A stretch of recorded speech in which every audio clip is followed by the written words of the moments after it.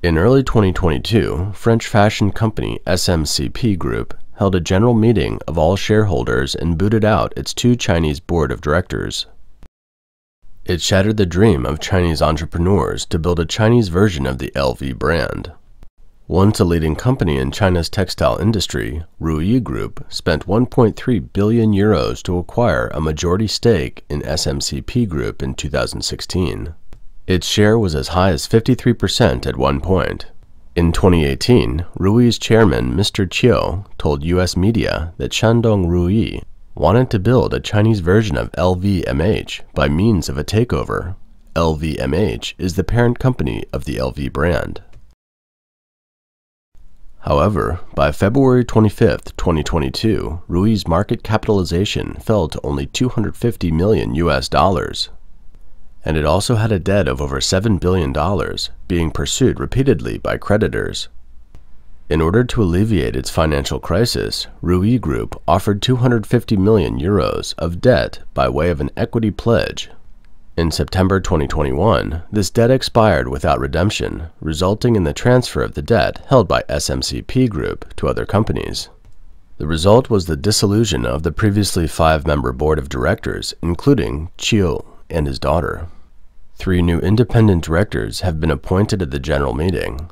At this point, Ruyi has completely lost control of SMCP Group.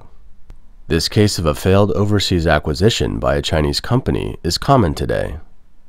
It reflects the declining state of China's economy, the complex political ecology, and the fact that many Chinese entrepreneurs haven't yet learned to truly connect with the international community. According to Bloomberg, in September 2021, Chinese companies plan to offload $10.5 billion worth of foreign assets between the beginning and September of 2021, which was the second highest number since 1998. At such a rate, they could dispose of a greater amount of assets in 2021 than $15 billion they divested in 2020. Areas being sold include waste disposal businesses. For example, a Chinese company agreed in June 2021 to sell a Spanish waste management company for $1.8 billion, and infrastructure and utility companies. A Chinese company is seeking to sell its New Zealand business for $1 billion. The China Three Gorges Corporation is also rumored to be selling a 25% stake in its overseas renewable energy portfolio in the near future with a value of $2 billion. This accelerating trend of selling overseas assets stands in stark contrast to the frenzy that occurred between 2012 and 2015, when Beijing touted the rise of a great power and trumpeted the China model to the world. At that period, the world's impression of China was to buy, buy, buy. Chinese businessmen or entrepreneurs were buying up a wide range of brands, including luxury names, real estate, airports, lavish hotels, soccer clubs, infrastructure, etc. The rush to acquire luxury brands by Chinese entrepreneurs came from the fact that at the time, they were self-assured and felt that China was a major consumer of many brands. They figured they could make money from both Chinese consumers and foreign consumers by controlling the source. The main tactics they used were to buy shares of overseas brands at low prices and either use their shares as collateral to issue secondary bonds for cash flow or repackage them for IPO through capital operations and use the money raised for the next round of acquisitions. But it seems many Chinese entrepreneurs have fallen short of the required operational and management skills and underestimated the time and effort required to operate their brands. For example, Ruyi sent the 3 acquired companies, Libang, Japan's RINA, and France's SMCP, to the capital market in a consolidated package. In May 2020, Japan's RINA announced its bankruptcy and delisting. In April 2021, Libang shares were suspended, and in September 2021, Gives & Hawkes, a 250-year-old British premium menswear brand owned by Ruyi Group, faced bankruptcy and liquidation. Chinese media admitted back in 2017 that the cross-border M&A performance of Chinese companies over the past decade hadn't been satisfactory. Some 60% of the deals didn't create real value for Chinese investors.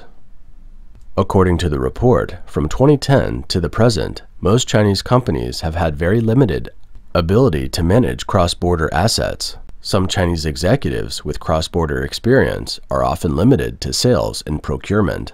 There are very few talents with extensive experience in cross-border business operations, and even fewer at state-owned enterprises where pay scales tend to be on the low end. In addition to the need for cross-border operational experience, managers must also be familiar with the language and business culture of the country where the acquisition target is located.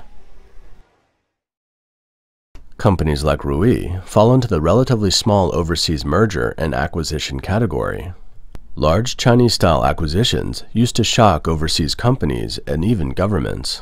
For example, in 2012, China's Wanda Group bought AMC, the world's largest theater chain, for $2.6 billion and has since acquired Starplex Cinemas, Carmike, Odeon Cinemas, and other theater giants, expanding AMC's operations to 15 countries.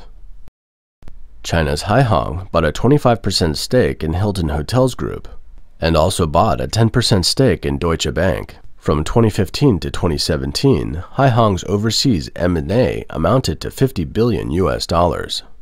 Anbang bought the prominent landmark Waldorf Astoria Hotel in New York in 2014 and acquired Belgian banks and insurance companies. South Korean Tongyang Life Insurance, German Allianz Insurance, and Dutch Vivat Insurance.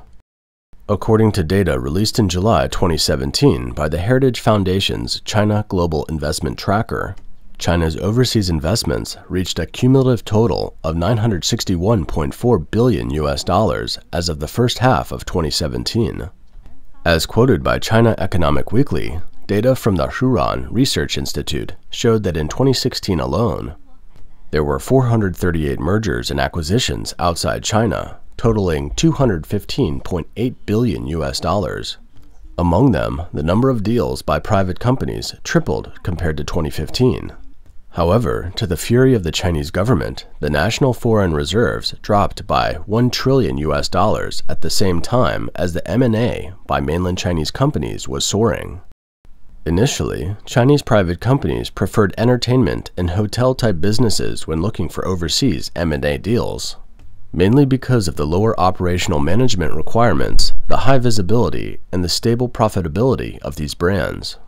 However, the top echelons of the CCP aim to acquire advanced technology from other countries, expand their resource reserves, boost their financial status, and others through overseas M&A as their main objectives.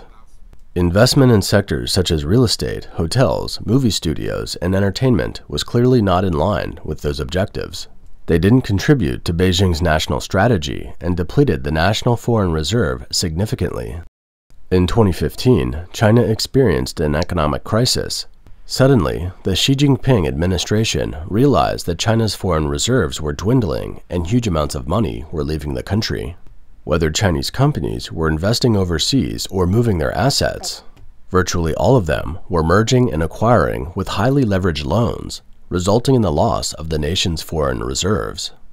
China's foreign reserves are approaching a critical threshold even before these companies are able to generate substantial returns.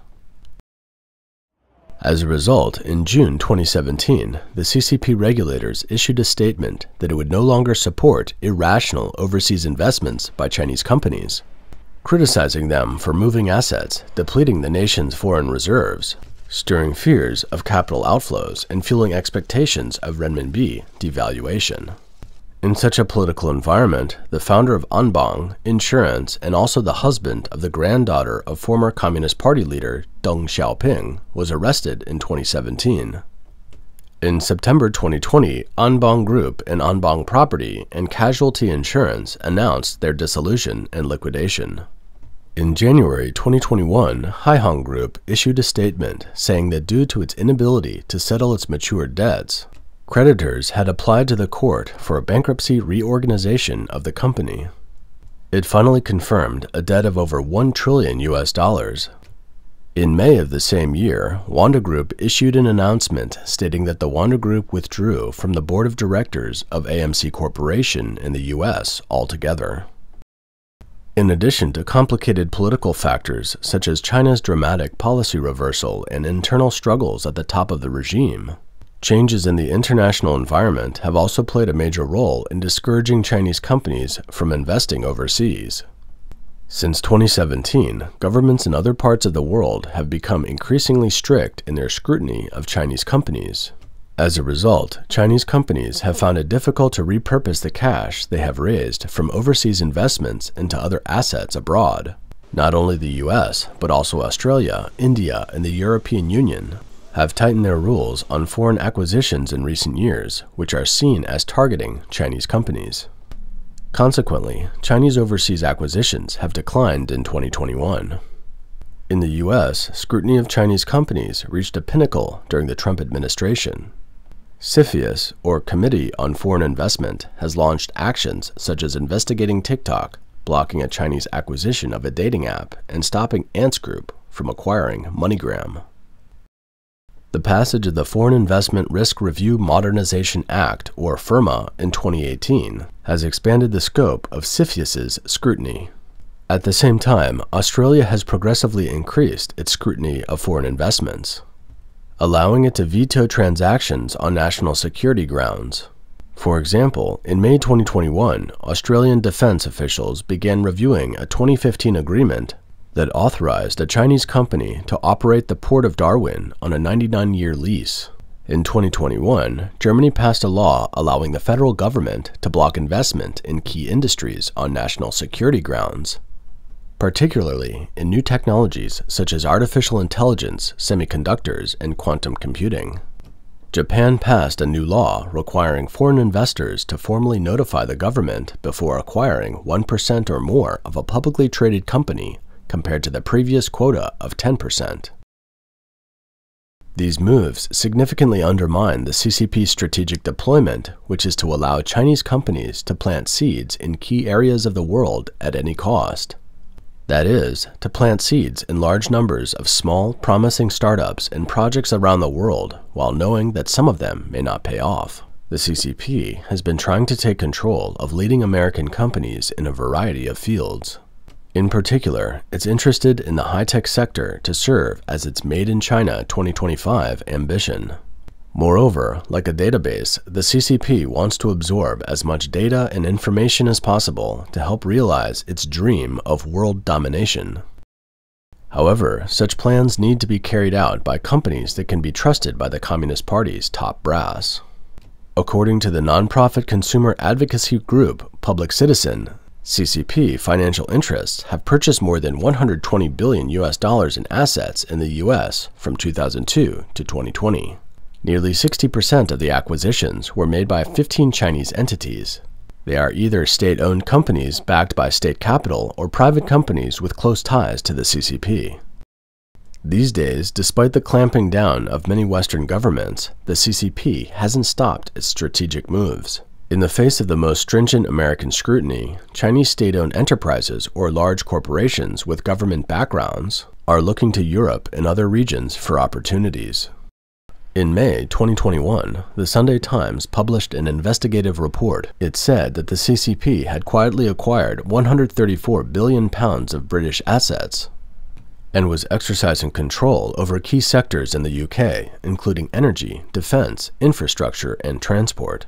In addition, Chinese investors are increasingly interested in healthcare, schools, and technology in the UK. Nearly 200 British companies are either controlled or held as a minority shareholders by Chinese investors. The Chinese government has been restricting foreign investors from taking stakes in its key infrastructure or high-tech industries.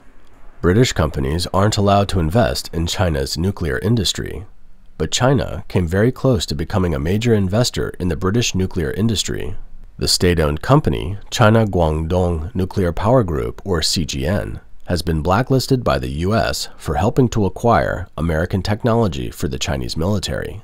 In the UK, however, the group is involved with the French company EDF in the construction of the proposed nuclear power plant at Sizewell C in Suffolk. CGN would have taken a 20% stake in the development of the nuclear plant. With concerns about the purpose and scope of the CCP's investment, British Prime Minister Boris Johnson told the House of Commons in late 2021 that plans to allow CGN to own and operate the Bradwell nuclear power plant were scrapped. But Beijing has many more tentacles than the UK. China's sovereign wealth fund, the China Investment Corporation, has brought significant stakes in British oil and gas companies and in the renewable energy sector. During the pandemic, Chinese venture capital firms have been quietly buying up portfolios that include key British companies, including Oxford Nanopore, a genetic sequencing company, and Immunocore, a biotechnology company that specializes in cancer therapy. Back in 2017, British chip design company Imagination Technologies was acquired by the CCP state-funded private equity fund Canyon Bridge for £550 million. Global Switch, the London-based data center giant, was sold to the steel giant now known as Shagong Group in China. Other countries in Europe are in a similar boat. For example, German media reported that China's state-owned shipping company, China COSCO Shipping Group, acquired a 35% stake in a container terminal in Hamburg at the end of September 2021 at a cost of €100 million. This is the first acquisition of a German marina by a Chinese company.